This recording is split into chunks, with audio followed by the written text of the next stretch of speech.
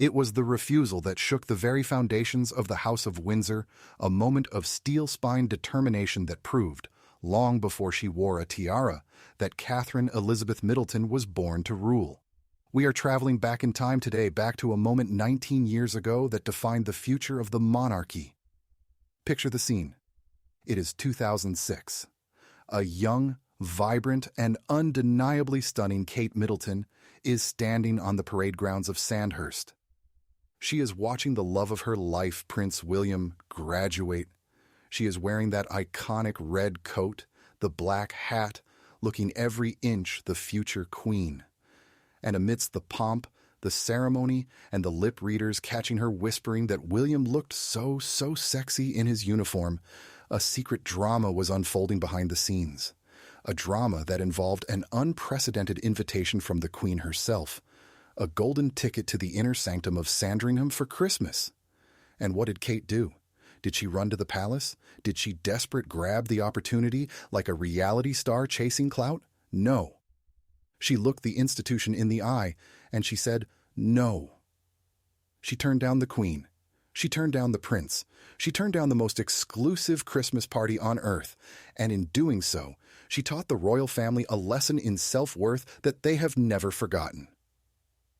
While others would later scramble to get into the fold, only to burn it down from the inside, Kate played the longest, smartest game in history. She drew a line in the sand that said, I am not a girlfriend, I am a wife, or I am nothing.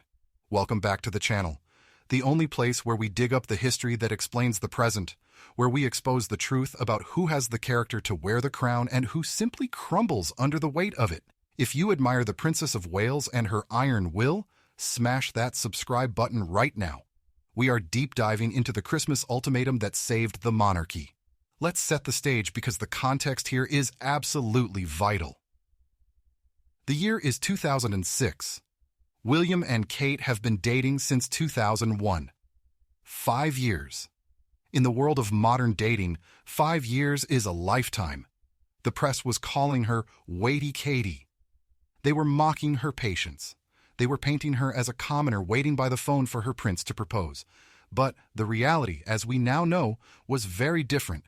Kate wasn't waiting. She was evaluating. She was preparing. On December 15, 2006, Kate made her first ever high-profile appearance with the royal family at the Royal Military Academy, Sandhurst. This was the passing out parade. It is a big deal. It is the moment William became an officer. And who was there? The late Queen Elizabeth II, King Charles, then Prince Charles, and Camilla, and right there in the mix were the Middletons. Carol and Michael were in the stands.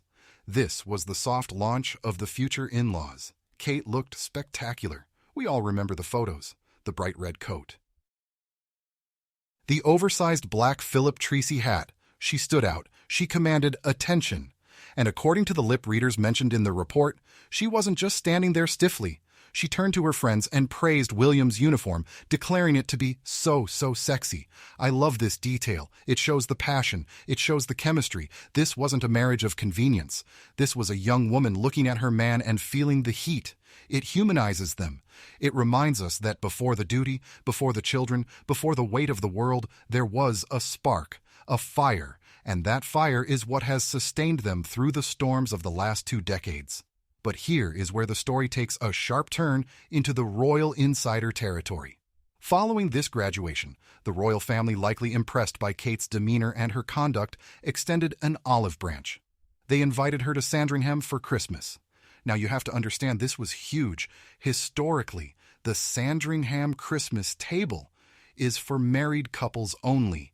It is a sacred closed circle. Girlfriends do not go to Sandringham. Boyfriends do not go to Sandringham. You need a ring. You need the vows. But for Kate, they were willing to break the rules. They were willing to make an exception. It was a test, perhaps. Or maybe it was a genuine gesture of inclusion because they knew she had been around for 5 years, and Kate Middleton turned it down. According to Tina Brown's explosive book, The Palace Papers, Kate maintained her resolve.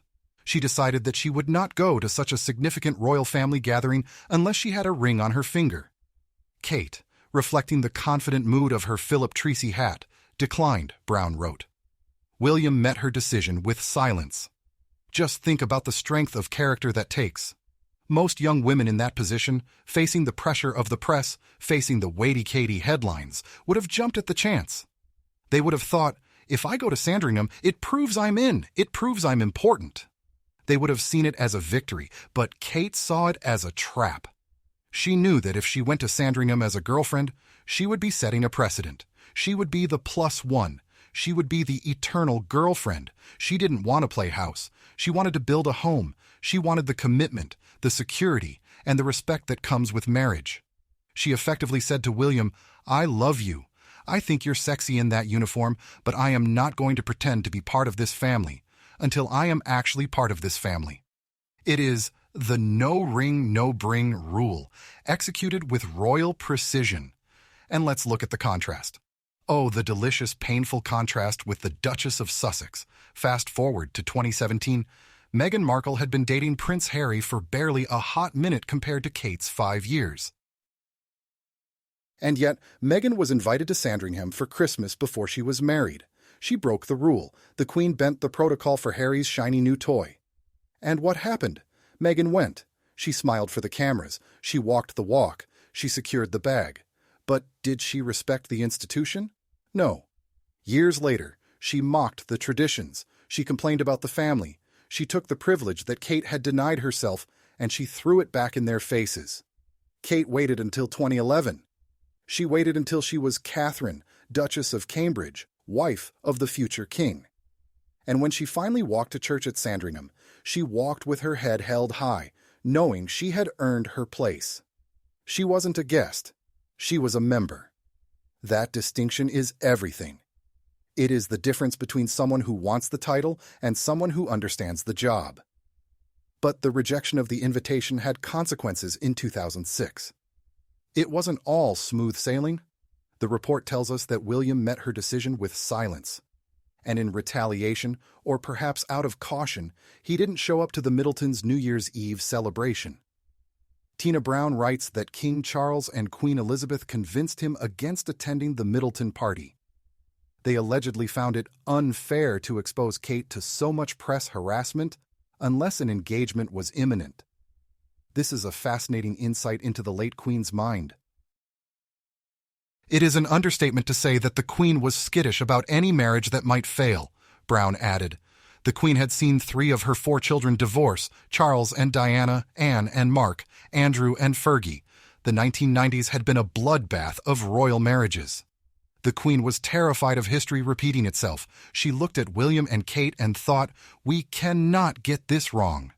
So, when Kate said no to Christmas, and William pulled back from New Year's, it triggered the crisis of 2007, the famous breakup. We all know the story. William got cold feet. He broke up with her over the phone, allegedly while sitting at his desk in the barracks. It was a moment that could have destroyed Kate. The press went wild. It's over! The commoner is out!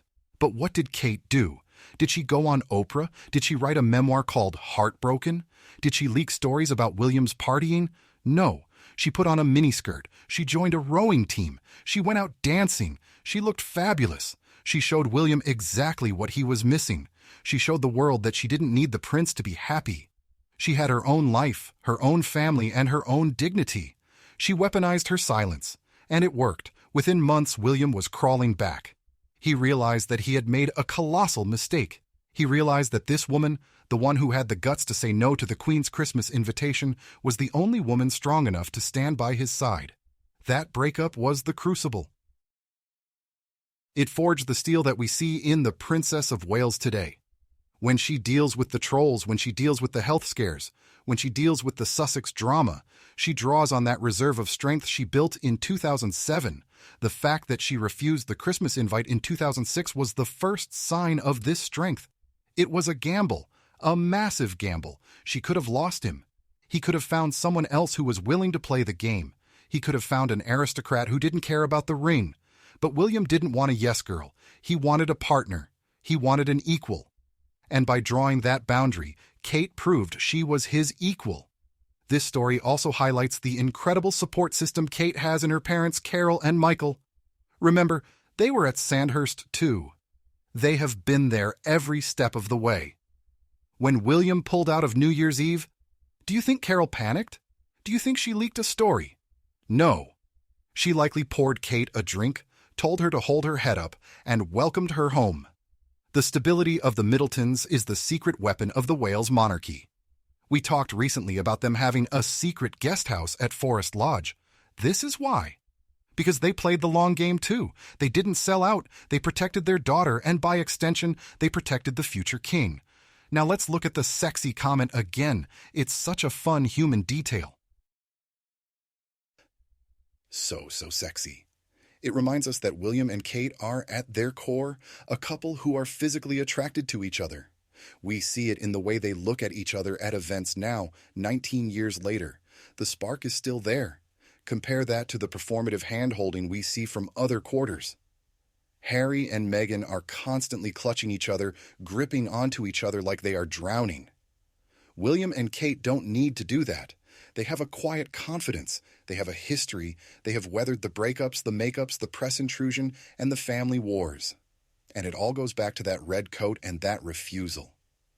If Kate had gone to Sandringham in 2006, the narrative would have been different. She would have been the girlfriend. The press would have dissected her every move. Did she curtsy right? Did she use the right fork? She would have been auditioning. By waiting until 2011, she walked in as a duchess. She walked in with rank. She walked in with protection. She walked in as a future queen. It is a lesson for everyone. Don't sell yourself cheap. Don't settle for the crumb of an invitation when you deserve the whole cake. Kate knew her worth. And think about the Queen's perspective on that refusal. At the time, she might have been surprised, but deep down, I believe Her Majesty respected it. The Queen was a woman of protocol. She liked rules. She liked order. Kate, respecting the married couple's only tradition, even when the Queen offered to waive it, probably showed the Queen that Kate was a traditionalist. She was someone who would uphold the standards, not tear them down. Meghan, by accepting the early invite, showed she was an exception to the rule, and exceptions are dangerous. Once you start making exceptions, where does it end? It ends with demands for half and half-out roles. It ends with demands for paid security while living in California. Kate's refusal was a declaration of adherence to the code. She was saying, I will follow the rules even when it costs me a party.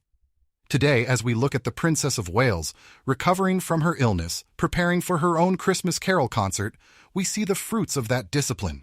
She is the most beloved member of the family. She is the rock. And William knows it. That silence he met her decision with in 2006? That has turned into a roar of support. He is her biggest champion now. He protects her fiercely. He knows that she is the only reason the monarchy is still standing strong against the attacks from the West Coast. And what about the ring? She wanted a ring on her finger. She got Diana's ring, the most famous engagement ring in the world. She waited, and she got the ultimate prize. The Waity Katie nickname was cruel. It was misogynistic. But in hindsight, it was a badge of honor. Good things come to those who wait. Great things come to those who prepare.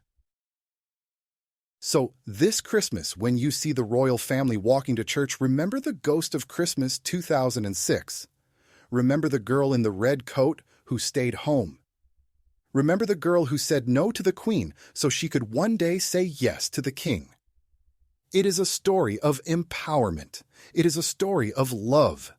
But mostly it is a story of strategy. Kate Middleton didn't stumble into the palace. She marched in on her own terms when she was ready. And that is why she will be a magnificent queen. The contrast with the current situation couldn't be starker. We have Harry and Meghan, who rushed everything, burned everything, and are now sitting in exile, desperate for an invite they will likely never get again. And we have William and Kate, the king and queen in waiting, secure in their position, surrounded by family. It turns out the girl who turned down the invite ended up hosting the party. I want to know what you think. Was Kate right to turn down the Queen's invitation in 2006? Does this prove she was smarter than everyone gave her credit for? And do you think the Queen respected her more for saying no? Let me know in the comments below. I read every single one of them. If you love the story of Kate's grit and determination, hit that like button. Share this video with anyone who needs a lesson in patience and self-worth. And make sure you subscribe to the channel so you never miss the truth about the real royals. Until next time, keep your eyes on the palace.